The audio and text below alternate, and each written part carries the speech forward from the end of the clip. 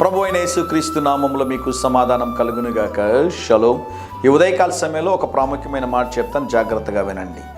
నా జీవితంలో దేవుడు ఏ కార్యం చేసినా కూడా నేను ఒకే మాట అంటాను.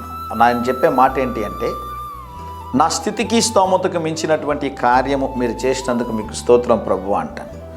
అయ్యా, మీరు నాకు చేసినటువంటి మేలును పొందుకోవడానికి నాకు అర్హత లేదు ప్రభు. అయితే నీ ఉచితమైనటువంటి కృపతో నన్ను జ్ఞాపకం చేసుకున్నందుకు వందనాలు. ఏవైనా కొన్ని కార్యాలు నా జీవితంలో జరిగినప్పుడు, బ్రదర్ నిజంగా ఈ కార్యం మీరు చేస్తారనుకోలేదు, నిజంగా ఇది అద్భుతం అంటే ఎవరన్నా అంటే నేనేమంటాను అంటే, నా దేవుని ఉచితమైన కృప అంటాను నేను. వాక్యంలో దేవుడు ఒక అద్భుతమైన మాట ఇస్తూ ఉన్నాడు.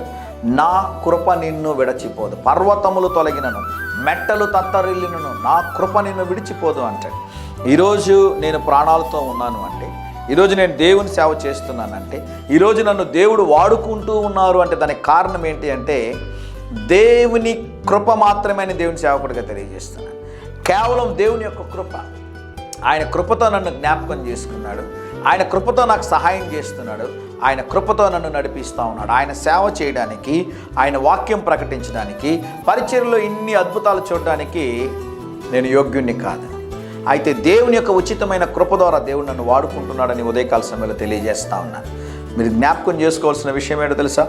దేవుని కృప మీ మీద మెండుగా ఉందని ఈ ఉదయకాల సమయంలో దేవుని సేవకుడిగా తెలియజేస్తున్నాను.